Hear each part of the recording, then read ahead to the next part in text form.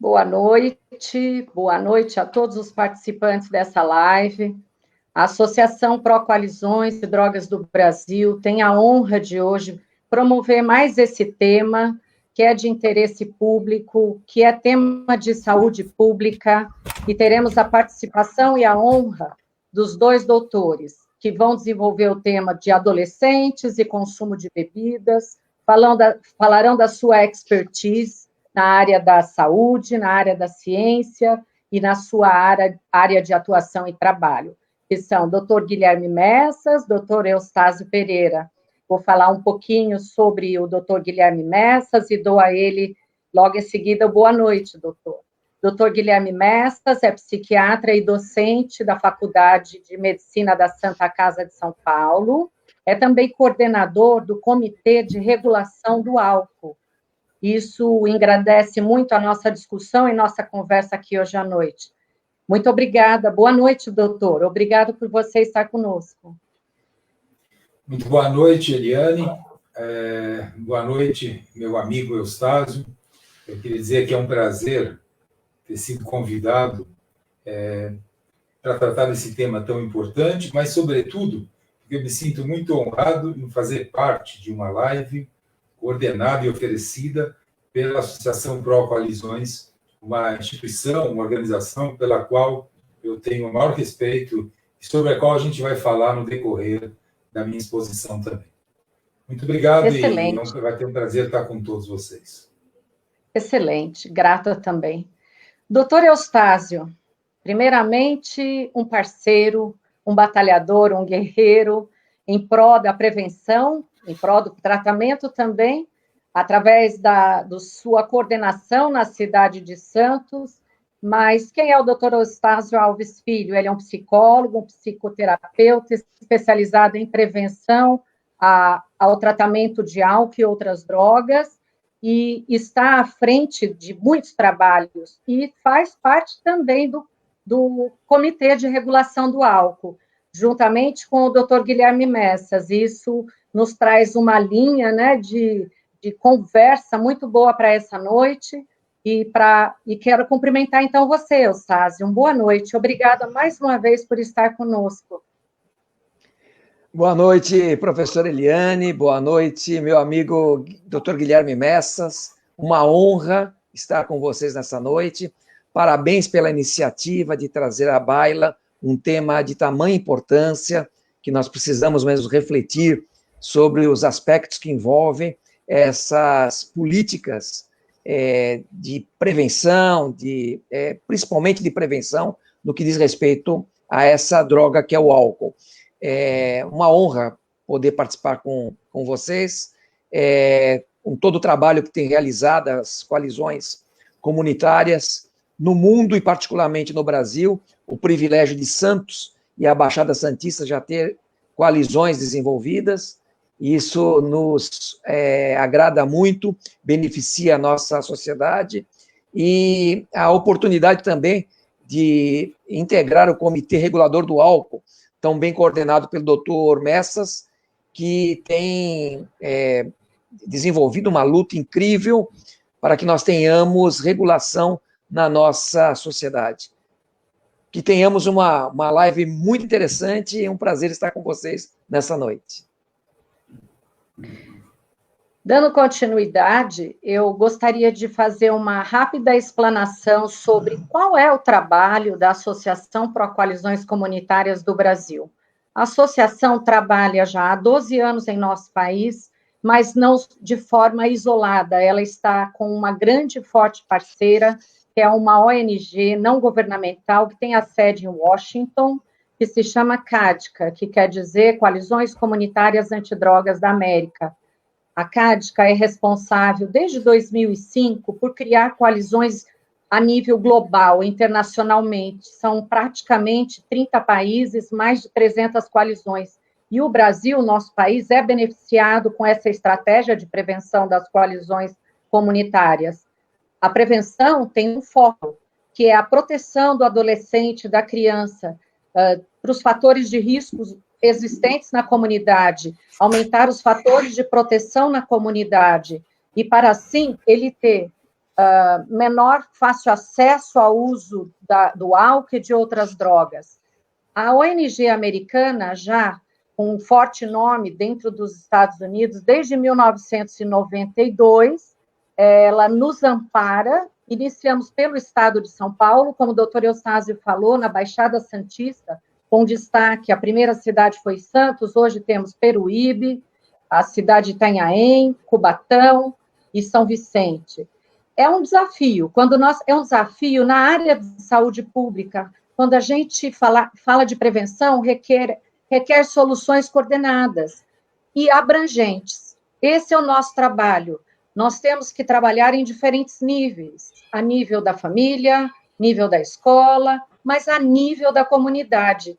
E acredito que com esses dois convidados de hoje, nós que queremos entender melhor como desenvolver como desenvolver prevenção, como conscientizar na nossa comunidade a necessidade da prevenção, nós precisamos saber qual é a proporção do problema. E ninguém melhor do que o Dr. Messas, que coordena o Comitê de Regulação do Álcool, para falar de índices, para falar de dados e as evidências comprovadas cientificamente do fácil acesso dos adolescentes à bebida alcoólica.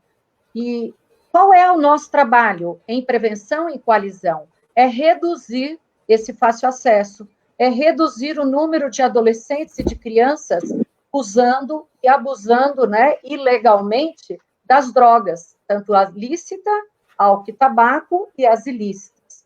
Então, nós vamos nos aproveitar do maior tempo, da palavra dos dois doutores, para que os participantes da live sejam beneficiados com esse grande conhecimento deles dois.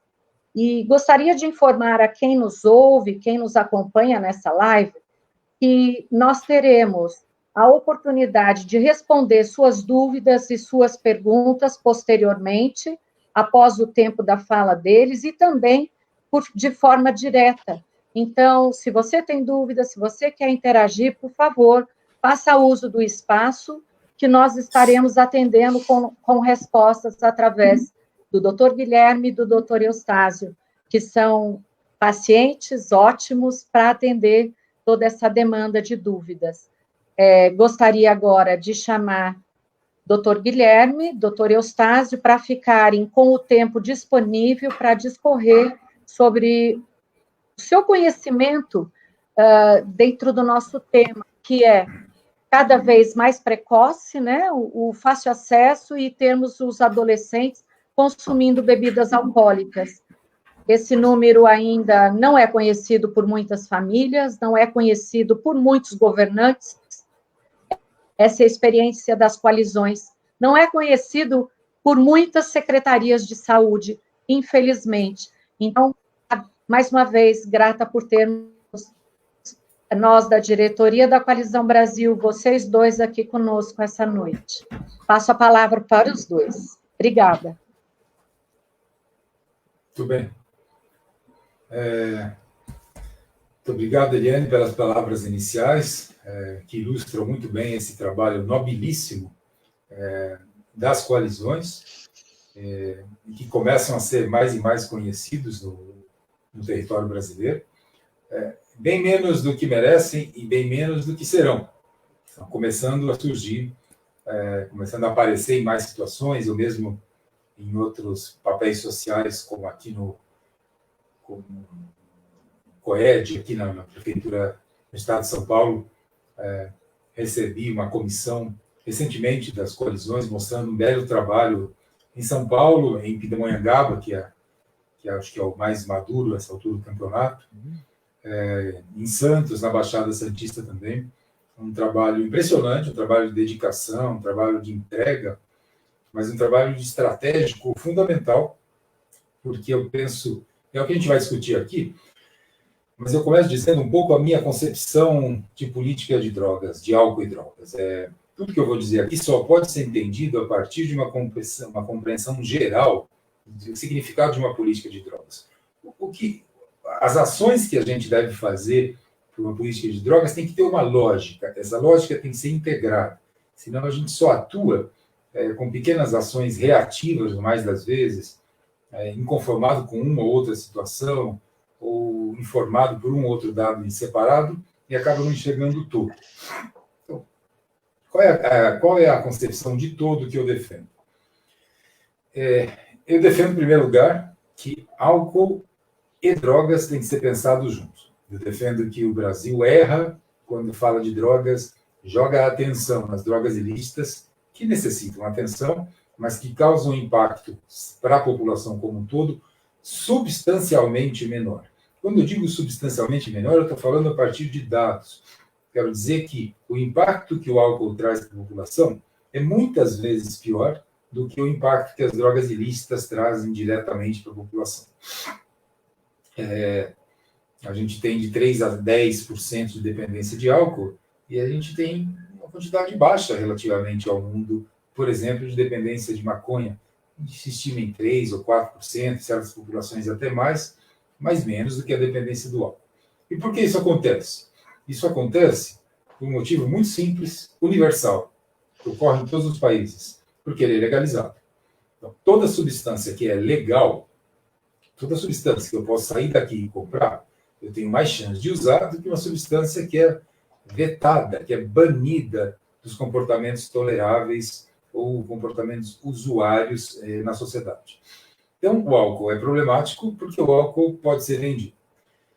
As drogas ilícitas têm um outro estatuto, elas têm um estatuto de grande repressão. Aí a discussão é, na verdade, se vale a pena ou não, a gente não vai entrar aqui, esse aparato de repressão, esse aparato penal tão articulado para algo que não funciona bem e que acaba ceifando um certo número de vidas. As discussões são diferentes, mas elas são discussões absolutamente necessárias de serem feitas em conjunto. Então, como se pensa uma política de álcool?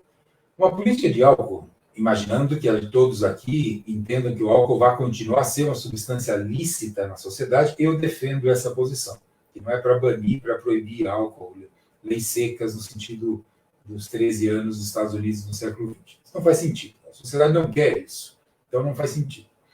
Agora, como você faz para reduzir uma questão de impacto? Para se reduzir o impacto de alguma coisa que seja legal, você tem que convencer as pessoas, mas o convencimento das pessoas, campanha, seja o que for, é a primeira parte. A gente tem que fazer isso no álcool, o CRA está dando mais atenção a isso, porque sem convencer as pessoas, essa agenda fica só antipática, esse papo fica só chato. Convencer as pessoas para quê?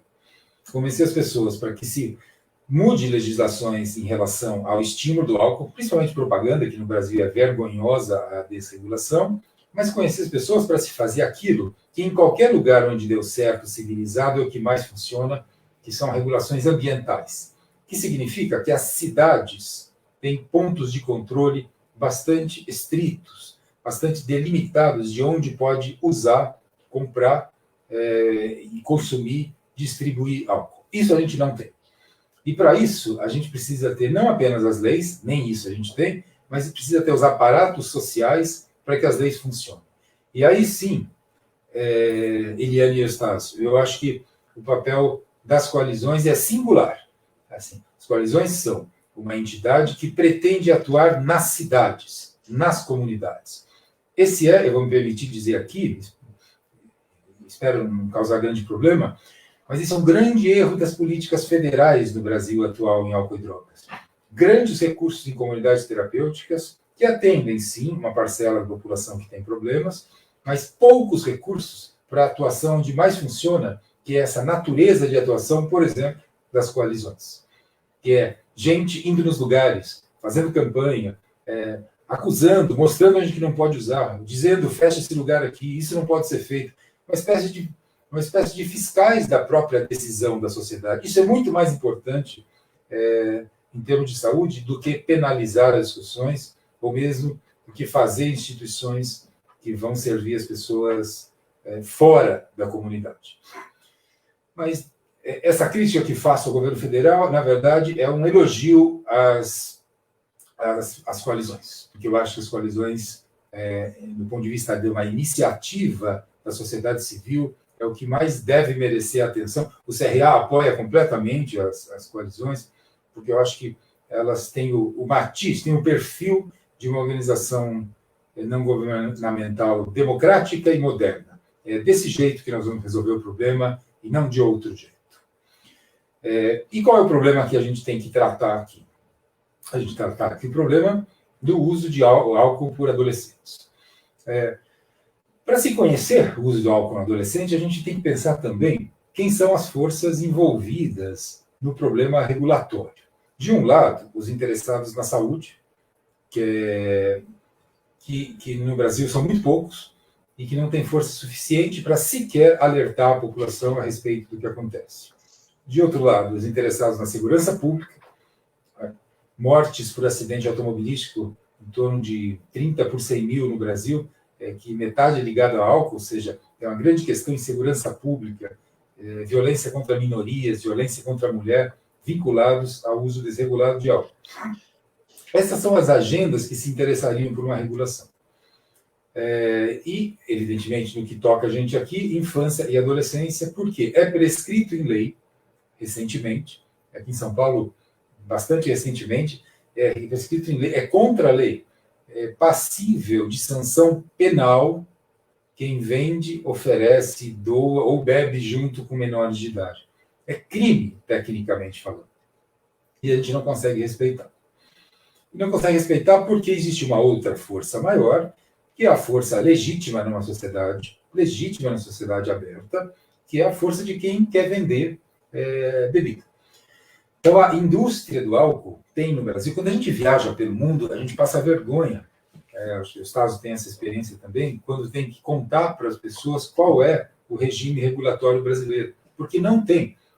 Mais ou menos 8 meses atrás, eu tive uma reunião com o pessoal da África do Sul, eles estavam preocupados com a desregulação do álcool lá, e precisavam fazer alguma coisa. A gente fez uma reunião, quando ele soube qual era o nosso, eu acho que ele voltou um pouco mais feliz para a África do Sul, porque nós não temos nada. Por outro lado, a gente tem 1.200.000 postos de venda de bebidas alcoólicas. A gente tem um posto para cada 200, mais ou menos, habitantes. Isso é dado do site da indústria, dos produtores de cerveja. A gente não tem nenhum controle da proximidade em que se abre bar em relação a escolas. Aqui na capital, em São Paulo, deve em breve sair um estudo sobre isso, sobre a densidade de bares perto de escolas. Assim, a gente vai ver que é uma marca de extremo subdesenvolvimento brasileiro, extrema negligência em relação aos nossos cidadãos, que ao lado, a 80 metros, a 50 de escolas, aqui no centro da cidade, existam bares concentrados. Isso é, tecnicamente, um estímulo para a venda. O Japão, por exemplo, o país que eu visitei recentemente e fui ver isso, são 200 metros de escola e não se dialoga. Assim, é uma questão consolidada, mesmo se... É igual a gente discutir se vai escovar dente pela manhã. Não tem discussão sobre isso. É assim que é, e é assim que será. E é um país que bebe bastante. Eles não têm muito problema com bebida, mas eles têm uma quantidade de venda de álcool que é grande. Então, os nossos menores são objeto. Todos que nos assistem, que nos ouvem, Eliane e Eustáquio, são objeto de campanhas, ou subreptícias, ou abertamente feitas, com a finalidade de captar novos clientes. Mais ou menos 20% das pessoas bebem mais ou menos 80% do álcool no Brasil. E é no mundo assim, é concentrado. Esse mercado se esgota. Como cresce um mercado de matéria-prima assim, onde os lucros são muito achatados, os lucros vêm na escala, na verdade, através de novas populações, agregando novos clientes. Qual é a agregação de clientes no Brasil? Mulheres. Só caminhar aqui pela Avenida Paulista, a gente pode ver dezenas de propaganda de Pink Gin, por exemplo, um gin cor-de-rosa para a mulher, o gin exatamente para aquele organismo que menos pode receber o gin. Isso devia ser terminantemente proibido em termos de saúde pública e de segurança, e crianças. Então, evidentemente, não existe, se você abrir no site da Ambev, uma propaganda diretamente à criança, mas é tudo feito de modo subrepetício para que não haja nenhum controle, e que você consegue encontrar no aplicativo Zé alguma coisa aqui, propaganda de bebida alcoólica chegando assim, em quantidades amazônicas, avalanches de propaganda para crianças. Qual o resultado disso? O resultado deixa eu repetir, é o resultado de 2 vetores que se complementam. Uma desregulação pela negligência negligência histórica da saúde e também negligência programática. E, de outro lado, numa direção, e na mesma direção, o interesse da indústria em captar novos mercados, novas faixas de população. E tem sido feliz nisso, nas mulheres e nas crianças. E nesses todos os grupos, reunindo nas meninas menores de idade. Então, as meninas jovens são a maior curva de crescimento. Em 10 anos, 25%. Ou seja, se a gente fizesse essa conta 10 anos atrás, 90% a menos de meninas bebiam. Já não devia beber nenhuma, mas houve um acréscimo, um acréscimo de 40%. Quer dizer, quase que dobrou a quantidade de meninas menores de 18 anos que bebem. A idade média de início no Brasil, que deveria ser 18 anos por lei, porque é fora da lei. Na última estimativa da Pense, deu 12 anos e meio. Tem outros estudos que mostram um pouco mais para frente, acharam até 17 anos. Mas a maioria dos estudos fica em torno de 12,5 a 14 anos de idade. Isso é negligência, isso é desrespeito à Constituição brasileira, isso é programático. Isso não é um acaso, isso não caiu do céu. Se a gente assiste o carnaval aqui na cidade de São Paulo, a gente enxerga que o carnaval na cidade de São Paulo foi vendido por uma marca de cerveja. Ora, para ganhar essa receita da marca de cerveja, como ninguém controla o carnaval de rua, quem entra ou não, você abre, cria um mercado, sem venda sequer de licença para o controle disso, para todos os menores de idade. Assim, é um desrespeito gigantesco, é uma ausência completa, que é necessário que, nem que seja gradualmente, comece a ser feita. E é esse nosso trabalho, é esse trabalho que a gente vem fazendo no CRA, e que precisa, portanto, da ajuda de muita gente, e precisa da expertise, da dedicação e da competência de alguém como, por exemplo, o Eustácio, que poderia agora nos passar a sua experiência. Ok, Guilherme, muito interessante, muito importante os dados que você apresentou. Trouxe para nós inicialmente aí uma reflexão das mais importantes quanto a essa questão do Brasil, que existe esse modelo de país que foca o lucro, sociedade do lucro, né? Enquanto as pessoas que trabalham com ciência, que trabalham com saúde, pensam na vida, na preservação da vida, na prevenção da vida, e então existe realmente um conflito, porque o foco é sem sustentabilidade, o foco é apenas lucro, e mostra-nos a importância de nós trabalharmos por mudanças culturais, a partir de mudanças na legislação, como o Comitê Regulador do Álcool tem batalhado muito, né? Congregando forças vivas da sociedade, cabeças pensantes que possam fomentar legislações e possam trabalhar em políticas, por exemplo, políticas de prevenção, políticas de maior conscientização. Um exemplo muito gritante que chega para nós, como a prevenção funciona, em relação aos estudos que mostram que jovens de 19 anos, até 19 anos, não consumiram drogas lícitas, né, sem tabaco e sem álcool. É muito difícil isso, cada vez mais difícil, mas possível. Existem algumas comunidades, alguns segmentos, até com uma influência religiosa, que os jovens chegam a 19 anos sem bebida alcoólica, sem essa experimentação, se distanciou até 19 anos. O que acontece? Toda a drogadição ela se inicia na adolescência, a partir das drogas lícitas, que não abrem portas, elas escancaram portas, né?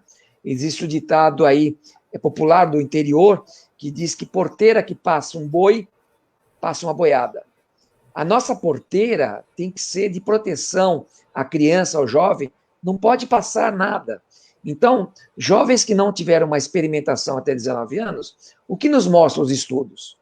Então, temos um estudo, por exemplo, do Hospital Mãe de Deus, do Rio Grande do Sul, que mostram que 90% de jovens que permaneceram até 19 anos sem bebida alcoólica, sem droga nenhuma, eles seguem suas vidas de uma forma saudável. Apenas 1 em 10 que não beberam até 19 anos acaba sucumbindo depois dessa idade. Então, o grande foco, inclusive, do comércio, desse tráfico, e que você colocou muito bem, não podemos excluir o álcool de forma nenhuma. A sociedade do lucro quer excluir. Álcool e drogas. Não, é álcool ou drogas, não ou, e drogas. A droga é mais exuberante, que tem um consumo maior, até por ser lícita, é realmente o álcool, e nós temos aí, infelizmente, a ausência de política de regulação, de políticas de prevenção, né? Nós tivemos a boa notícia do governo federal, a criação da Senapred, em 2019, agora mal foi criada e já foi interrompido pela pandemia. Mas o que acontecia? A Senad, todas as políticas, e no erário, o orçamento acabava sendo consumido pelo tratamento, e acabava não se desenvolvendo políticas de prevenção. Sem ovos não se faz omelete, sem recursos não se faz prevenção. Então, nós temos aí iniciativas individuais, uma iniciativa assim, marcante, que realmente se destaca no mundo, que é a iniciativa das prevenções pelas coalizões comunitárias, pela CADICA, que é a instituição dessas coalizões para as Américas, e que nós temos o privilégio de ter no Brasil, mas sem 1 centavo do governo federal até aqui. Então, tratativas já são esse trabalho de 12 anos que a professora Eliane nos apresentou aí, nos deu uma ideia, é um trabalho que começa a prosperar, começa a se desenvolver a partir de Pindamonhangaba, na região do Vale do Paraíba, a partir de Santos, na região da Baixada Santista, e assim vamos comunicando. Eu queria ressaltar, Guilherme, aqui para quem está nos acompanhando, nós agradecemos aí a participação nessa live. Por que o legislador se preocupa? Não fica muito claro para as pessoas. Essa proibição, 18 anos, não existe droga lícita para até 18 anos. Toda droga é ilícita. Por quê? Baseados em evidência científica. O legislador se baseia em evidência científica. Até 18 anos, no Brasil, 18 anos, alguns países, alguns estados, acho que a maioria dos estados norte-americanos, até 21. Por quê? Porque o sistema nervoso central ainda está em desenvolvimento. E sendo assim, nós temos as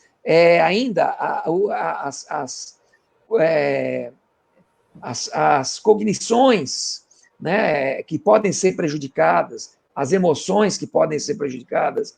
Então, o resultado desse indivíduo que tem informação, que tem o contato com a substância psicoativa, fica totalmente prejudicado. Nós olhamos aquele indivíduo adulto com aquele potencial e achamos que ele é aquilo. Ele poderia ser muito melhor se ele tivesse sido protegido, se ele não estivesse vulnerável e tão precocemente tivesse feito uso, como tem sido comum na nossa sociedade, nós temos as informações, né?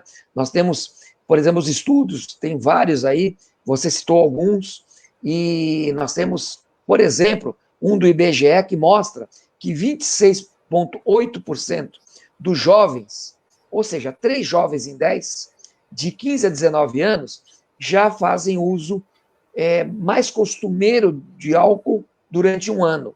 Uma pesquisa teve esse olhar. Então, isso coloca o jovem mais vulnerável, porque ele perde discernimento, ele fica mais propenso a acidentes, a violências, a doenças, e o seu rendimento de aprendizagem, a sua concentração, a sua memorização, as suas condições de ansiedade, de angústia, fica totalmente prejudicado quando ele poderia ter sido protegido. O lar é um fator de proteção contra inúmeros fatores de risco na sociedade. Se esse lar distrair, se esse lar não der um bom exemplo, se esse lar deixar de proteger, esse jovem está à deriva. Essa criança está com seu potencial, com as suas características, com seus talentos totalmente prejudicados, né? Os estudos também mostram adolescentes consumindo álcool e em casa, pela idade, uma média aí nas pesquisas de 12 anos e meio, como iniciação, né? E cada vez de forma mais precoce, de forma mais frequente, em maiores quantidades, porque nós temos isso hoje, realmente temos o álcool como se droga não fosse. A gente percebe muito isso, né? E a propaganda é muito forte nisso, porque se é droga, não deveria ter propaganda, mas nós teríamos aí uma sociedade que sonhamos, não é uma sociedade de realidade, né? Uma sociedade que acaba não tendo respeito ao ser humano, não tendo sustentabilidade. Por isso, a importância de nos unirmos, de trabalharmos, principalmente em prevenção, em conscientização, né? Nós temos, como sabemos, a adolescência, que, inclusive, o Guilherme citou a questão das meninas cada vez mais bebendo. A mulher na sociedade, se nós formos ver o século passado, metade do século, o álcool é um hábito machista, né? Então, o cigarro é um hábito machista. A indústria habilmente estabeleceu estratégias de marketing para trazer a mulher fumando muito no final do século passado, né? Hoje é cada vez mais comum. A mulher se emancipou, é algo que é muito bom para a sociedade, essa contribuição feminina, mas é ruim quando ela imita o modelo ruim do homem e acaba se entorpecendo muito. E se entorpecendo como se não fosse por droga, porque é uma droga aceita na sociedade. Então, nós vemos cada vez mais, e você citou muito bem, cada vez mais temos meninas consumindo cada vez mais álcool, né? Então, nós temos aí esse momento de adolescência. Todos nós já passamos por isso, eu já faz muito tempo, mas ainda me lembro, né? Esse tempo de contestação, esse tempo de mudanças físicas, psicológicas, sociais, em que o jovem é levado a testar seus limites, né?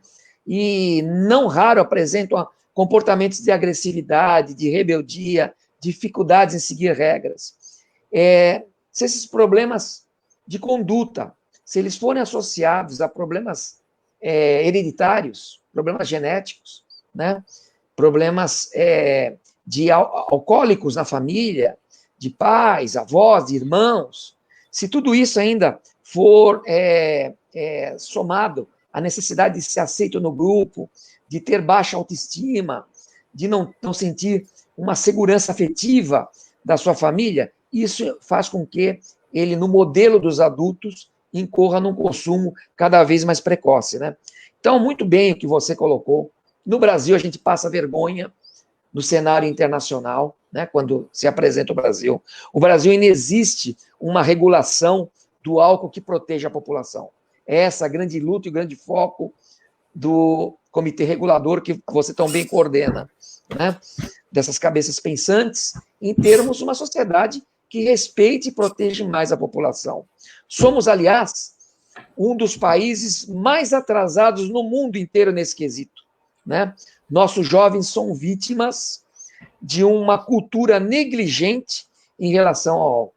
E aí o álcool escancara. Se ficar só no álcool, está um tremendo de um desperdício, porque ele perde a consciência, perde a potencialização das suas capacidades, seus talentos. Esse jovem, essa jovem, né? A falta de conscientização e o trabalho é árduo, né? Nós temos aí um outro estudo, até foi recente, do ano passado, da USP, do ambulatório pediátrico do Hospital Universitário, que mostra, olha que absurdo, que 43,5% de famílias têm o álcool em casa. Então, quase a metade das famílias, as pessoas bebem comumente na frente das crianças, né? Existe também o cigarro, existe a maconha, existe até o crack, né? Nessa abrangência de atendimento. Mas a estatística é gritante, mostra como a nossa sociedade, que é agravada aí pela propaganda, né? A popularidade do álcool, ela se amplia ainda quando levamos em conta que muita gente ainda não associa cerveja a álcool, né? Ela está ali no refrigerador do lado do leite, né? Como se fosse suco e a criança, para ela, tanto faz, né? Quando ela não está, quando os pais não estão em casa, né? Nessa pandemia nós vivemos aí um aumento do consumo de álcool gritante, né? Mas os pais saem e aquilo fica na geladeira, fica muito vulnerável, muito à disposição das crianças. E nós temos aí esse absurdo, ainda com muita luta hoje, a partir de 13 graus, para efeito de propaganda.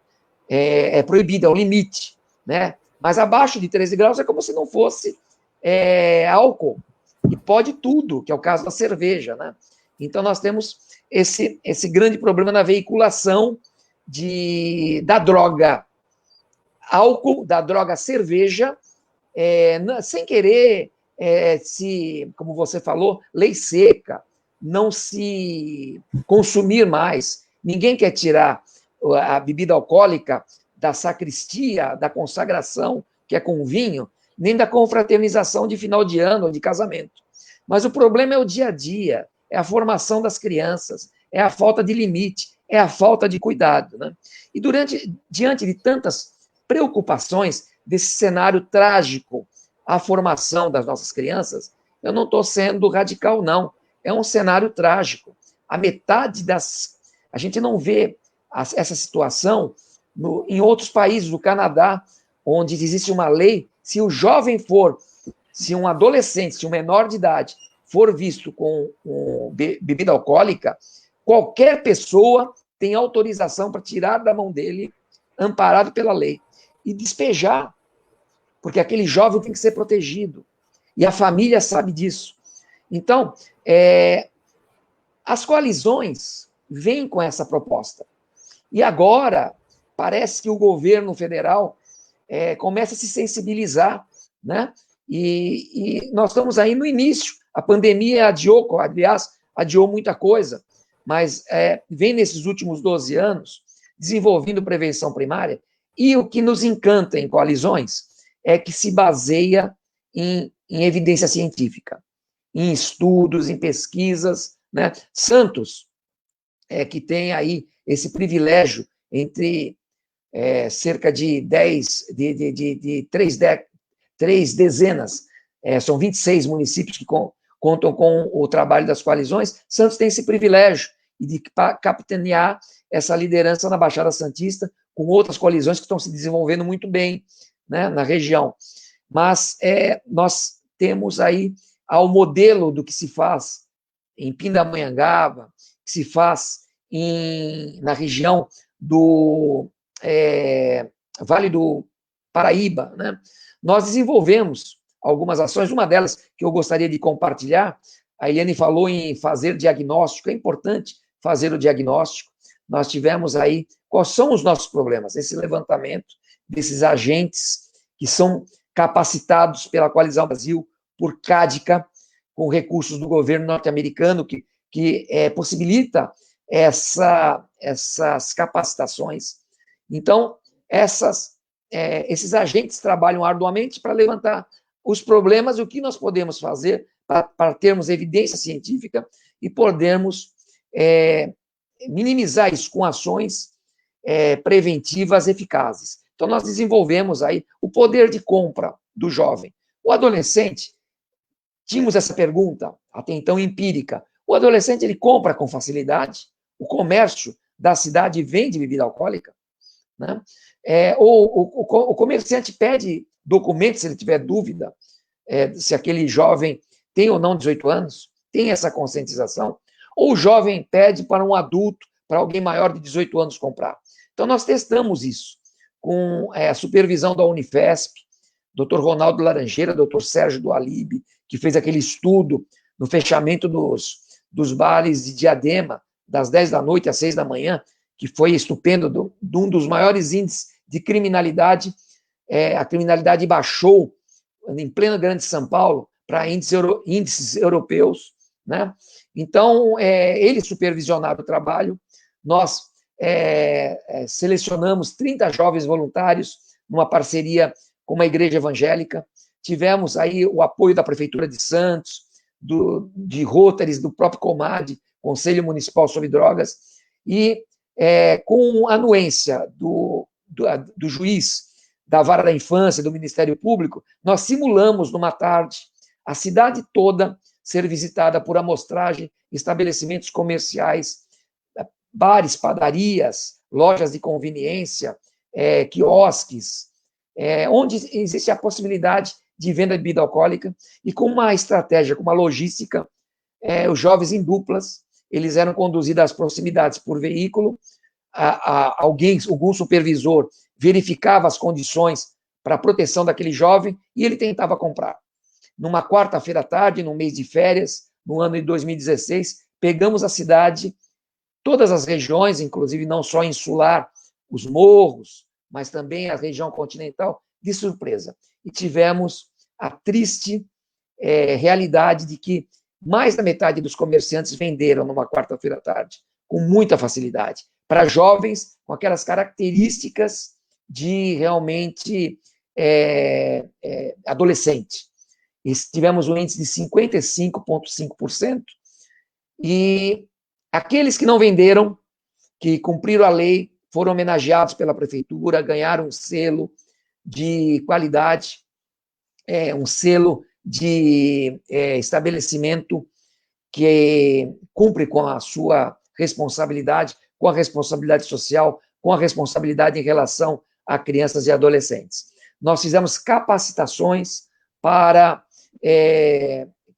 aqueles que venderam, e nós tivemos aí a possibilidade de ter a expectativa, com essas intervenções, de ter essas mudanças sociais.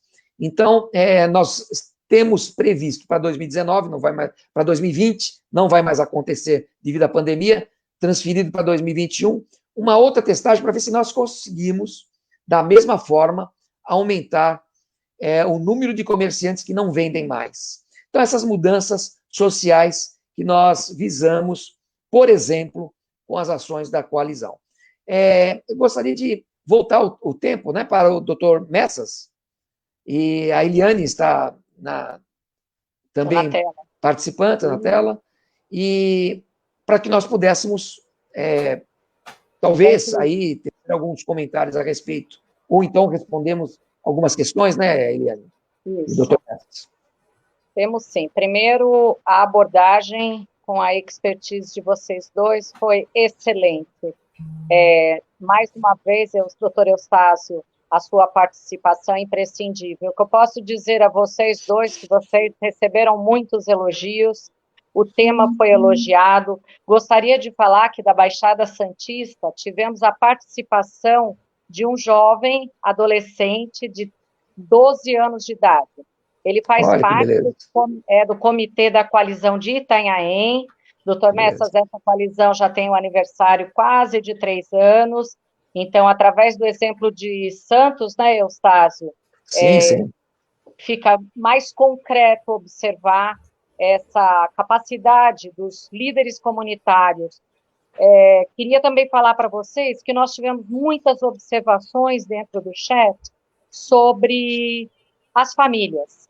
Então, quando se fala em prevenção, todo mundo remete, né, essa conscientização no eixo familiar e a conscientização dos pais. Falou-se também sobre esse momento de pandemia, então nós, com certeza, temos o maior número de pais, né, tomando vinho, tomando cerveja em casa, e, consequentemente, seus filhos menores, que não estão indo à escola, os adolescentes, estão em alguns momentos, ou vários momentos, juntos, né, a esse exemplo, e já levando uma mensagem, né, que é contramão ao trabalho da prevenção.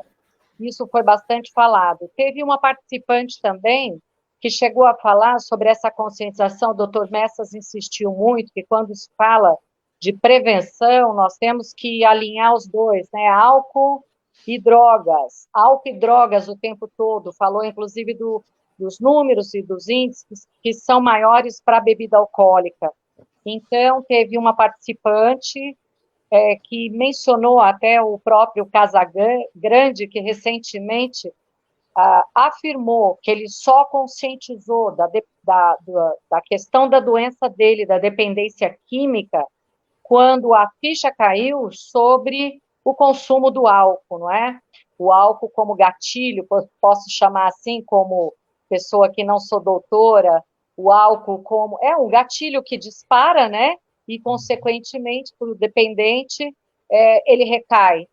Mesmo fazendo parte a recaída, então, essa participante comentou, né, sobre o tema que foi desenvolvido por vocês dois, e ela concorda e citou esse exemplo do Casagrande. Tivemos a participação de representantes das coalizões peruanas, que foi o primeiro país aqui na América do Sul, já à frente do Brasil, que com o apoio da ONG americana, criou e cria e constrói muitas coalizões naquele país. Prevenção é sempre um desafio. Quero destacar aqui que nós tivemos a participação de um forte líder da CADICA, que é o doutor Eduardo Hernandes, que teve todo o tempo, ele que treinou, né, os líderes brasileiros durante esses últimos 12 anos aqui no Brasil, para a compreensão de prevenção nesses moldes. E eu gostaria de me apropriar, então, já desse momento da prevenção nos moldes de coalizão, e enquanto muitas pessoas estão aqui insistindo, lógico, nós não podemos esquecer da prevenção em todos os níveis, mas não só pensarmos nas famílias, nós temos que pensar, como o doutor Messas falou, nos ambientes públicos, nos nossos eventos, em cada comunidade, e essa é a maravilha da coalizão, é a sociedade civil conversando com o seu promotor da Vara da Infância e Juventude, com o juiz, com o Conselho da Criança e Adolescente no seu município, com o prefeito, com os líderes religiosos. É somente a união de todas essas forças que realmente vai nos remeter à prevenção. Já tem uma outra pessoa também que participou, doutores, muito cética. Ela diz assim, que a posição dela é de total descrença com relação às políticas e tudo mais. E como o doutor Messas fala, né, que numa grande reunião com líderes de outros países, teve um líder da África do Sul que retornou ao país dele, depois de ter ouvido o doutor Messas falar da situação do Brasil, né, das políticas para a prevenção ao uso do álcool e o abuso da bebida alcoólica, vamos dizer, esse representante africano voltou, vamos dizer, um pouco mais tranquilo com relação ao país dele. Que triste. Isso é muito triste. Porém, o Eustáquio nos dá uma injeção de ânimo, quando ele fala da criação da Senapred, nesse momento de governo, a pandemia, e nós, da Coalizão Brasil, juntamente com a força do Eustáquio, queremos agora, como declarou o doutor Messas, a parceria com o CRA, tendo como coordenador a sua pessoa, podemos estar dialogando em Brasília, né, com o doutor Quirino. Eu venho insistindo nisso, vamos esperar esse período aí de resgate, né, a uma vida mais normal, com a pandemia já com maior controle, que é o que todos nós esperamos, porque o abuso de substâncias não parou. Então, e por sinal, o acesso está mais liberado e fácil. Os adolescentes estão fora da escola, estão aonde, né? Eles não estão em eventos e de festas, como o doutor Messas também mencionou, o carnaval, né? Carnaval, Avenida Paulista. Teve uma outra participante, para que depois vocês possam concluir dentro do que eles comentaram. Teve uma outra participante também que enriqueceu com um comentário falando da gravidez na adolescência e o uso de álcool. Quer dizer, temos também que enfrentar mais essa condição, né? De que sabemos que a gravidez precoce está associada ao uso de substâncias e temos ainda também uma forte desinformação para as meninas grávidas, né, com relação ao uso da bebida alcoólica durante a gravidez. Isso, quando não podemos dizer, pior ainda, né, com relação às outras drogas, o crack, maconha, mas vamos ficar no nosso tema, que é o gatilho, né, primeiro, a porta que se abre, que é o fácil acesso ao álcool. Então, eu queria dizer que vocês dois foram muito elogiados, que o tema que foi trazido pela Associação Pró-Coalizões do Brasil também teve um destaque, existiu uma presença de uma média de 55 participantes na live. Para todos que estão aí, nós estaremos com essa live, né, disponível no YouTube, no site da própria Coalizão Brasil, no Facebook, na página, para aqueles que não puderam assistir nesse momento ao vivo. E agradecer muito a participação de vocês dois. Gostaria que o doutor Guilherme Messas fizesse um desfecho da sua fala, né, sobre o tema, e logo na sequência o doutor Eustáquio, para que a gente possa cumprir, né, o horário. Nós brasileiros não somos muito bons disso, mas nós da Coalizão Brasil aprendemos com a CADICA e com os americanos que nos patrocinam há tantos anos, que a disciplina do tempo também é uma forma de nós começarmos a nos organizar na comunidade. Então, eu agradeço mais uma vez, passo a palavra para o doutor Messas e depois para o doutor Eustáquio, para que possam fazer um desfecho desse tema da noite. E, mais uma vez, muito obrigada aos dois. Muito bem, professora Eliane, muito obrigado a todos que assistiram e vários que fizeram comentários. Eu lamento que não possa responder comentário a comentário, assim, mas imagino que numa conversa mais longa, um seminário, a gente consiga dar conta dessas diversas vertentes, perspectivas de interesse que as pessoas colocam aqui na sessão de comentários. Eu queria concluir dizendo que é necessário e é possível que a gente tenha esperança. Coisas muito mais difíceis no início foram conseguidas. Não precisa ir longe. O Brasil conseguiu regular seu uso de cigarro. O Brasil conseguiu, mais ou menos uma geração, fazer com que ninguém fume à vontade em qualquer lugar. O Brasil conseguiu que as pessoas introjetem que não se abre um cigarro, não acende um cigarro em qualquer lugar. Mesma coisa com o cinto de segurança. Então, eu não vejo nenhum motivo para que a gente não consiga. Em geral, quem tenta nos demover da ideia diz que eles estão brigando com a principal indústria brasileira, o orgulho brasileiro, que é a Ambev, que, portanto, será derrotado, o destino será derrotado. Essa visão é pequena, essa visão é míope. Sem contar que essa é uma visão mesquinha, porque as coisas da política se fazem assim, se faz insistindo, se faz mostrando a população, esclarecendo com paciência e, sobretudo, Eliane e Eustáquio, se faz reunindo pessoas de bem. E pessoas de bem, que percebem que as outras também são de bem, são capazes de ir muito além do que um pensamento cético possa demover, possa atingir. E por isso eu sinto que esse grupo com quem estou conversando agora, as pessoas que eu conheço, sim, nós podemos fazer uma regulação de álcool digna das necessidades brasileiras. Obrigado. Muito bem, eu quero também agradecer a oportunidade aí proposto pela Associação Pró-Coalizões Antidrogas do Brasil, professora Eliane, essa iniciativa, sempre prazeroso a oportunidade de estar trocando essas ideias e refletindo com o doutor Guilherme Messas, que é muito experiente, muito atuante nessa área, colocou muito bem, e eu acho que nós temos que ter, sim, esperança. A questão da luta contra o cigarro, que a gente também, de alguma forma, participou, as pessoas eram céticas, né? E nós achávamos que nós íamos ser derrotados pela indústria do tabaco, do cigarro, mas se conseguiu mostrar como isso trazia prejuízo a terceiros que nem fumavam, né? Então, nós temos aí muitos danos causados por exemplo, pela droga álcool, que potencializa a violência. Quantos e quantos problemas nós temos conhecimento que foram discorridos aqui. Então, agradecer a participação, as perguntas aí muito pertinentes, e dizer que nós vamos dar toda a atenção aí àquilo que não foi contemplado aqui, para tentar esclarecer.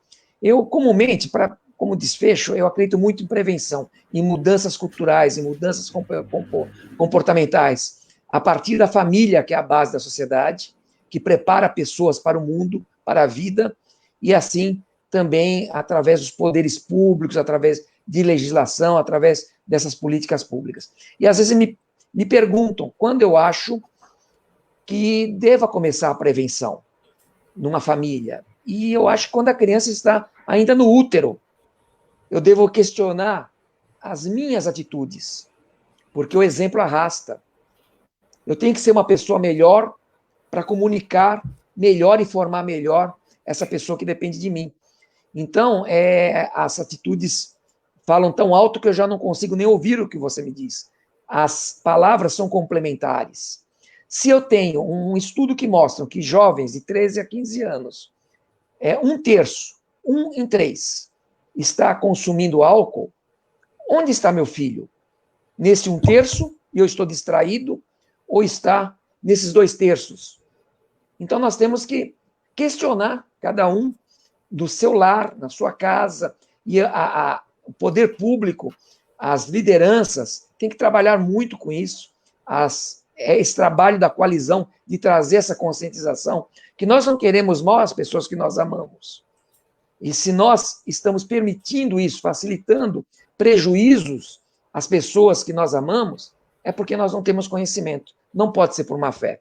Então, nós vamos nos identificando cada vez mais, como disse bem o Messas, com pessoas do bem, pessoas que querem o melhor para a sociedade, queremos aquilo que nós desejamos para nós, para as pessoas que nós amamos, para a nossa família, nós queremos comunicar isso de uma forma mais ampla na sociedade. Muito obrigado pela participação, parabéns aí pela participação, Guilherme Messas, sempre um prazer muito grande, uma honra participar com você, parabéns aí à professora Eliane Marcondes e todas as coleções que desenvolvem um trabalho tão magnífico. Eu quero ainda deixar aqui um momento de pergunta para o doutor Messas, que é bem simples. Se nós temos esse privilégio hoje de, no estado de São Paulo, termos você como coordenador do Comitê de Regulação do Álcool, elogiando muito essa participação da sociedade civil à frente da construção de coalizões e do tema da prevenção. A minha pergunta é, existe a possibilidade de nós, das coalizões, da sociedade civil, participarmos em reuniões ou de alguma forma do comitê, de forma online, ou nos dar uma diretriz sobre isso, para que a gente possa divulgar mais e ganharmos mais força junto com vocês dois, né? Você como coordenador. Doutor, tem alguma orientação para nós das coalizões? A orientação é que eu não sei por que as coalizões já não estão participando. A orientação é uma bronca, assim, carinhosamente dizendo, é claro. Não, assim, as coalizões são muito bem-vindas, as coalizões cabem perfeitamente no projeto do CRA. O projeto do CRA é um projeto de convencimento e de execução, no executivo e na sociedade civil. O projeto do CRA ele só pode dar certo se ele tiver braços que tenham esse tipo de expertise que vocês têm, que são de trabalhar as cidades e nas cidades. A gente não apoia coisas que sejam fora das cidades. Exclusão. Excelente. Isso. E pediria, então, ao doutor Eustáquio, que está trabalhando junto dentro do comitê, que toda vez que tivéssemos a oportunidade de participarmos de uma reunião online, que dispare essa data, esse informativo, para que as coalizões realmente estejam cientes, né, da possibilidade de estarem juntos ouvindo um pouquinho mais dos trabalhos de vocês. Parabenizo pela iniciativa desse comitê, que começou com a sociedade civil também, e que hoje é reconhecido dentro de outro conselho estadual, que é o CONED, como você havia dito, e vamos terminar com a palavra, vocês todos já concluíram, que é a esperança. Não vamos ser céticos, porque já temos bons exemplos de mudanças nesse país. E, em nome das coalizões do Brasil, eu posso dizer que já temos mudanças em muitas cidades. Por exemplo, no Vale do Paraíba, não só citando Pindamonhangaba, que é a mais antiga, mas vamos citar uma outra coalizão, que é mais nova, que tem 4 anos, que é a coalizão da cidade de Cruzeiro. Ela já conseguiu, através dessa construção dos 12 setores participando da prevenção e do fácil acesso ao uso de álcool e drogas no município, a coalizão de Cruzeiro aprovou lei, juntamente com o Conselho da Criança e Adolescente, aonde regulamenta a proibição do uso de bebida alcoólica em festas de formatura. Nós temos esse regulamento na cidade de São José dos Campos, onde tem coalizão também, na cidade de Pindamonhangaba. Então, eu penso assim, existe a esperança, a trajetória é a longo prazo, mas se nós não iniciarmos, aí sim eu posso dizer que não temos esperança, mas não é o caso. Nós temos aqui o exemplo do Comitê de Regulação, o exemplo das coalizões e da força, né, de vários guerreiros. Eu quero deixar uma boa noite para os participantes, uma boa noite ao doutor Eustágio, ao doutor Guilherme Messas, e muito grata mesmo pela participação de vocês. Muitíssimo obrigada, haverão outras oportunidades, como o doutor Messas falou, de atender e esclarecer melhor aos ouvintes através do seminário. Grata mesmo. Uma boa noite a todos. Obrigado. Obrigada.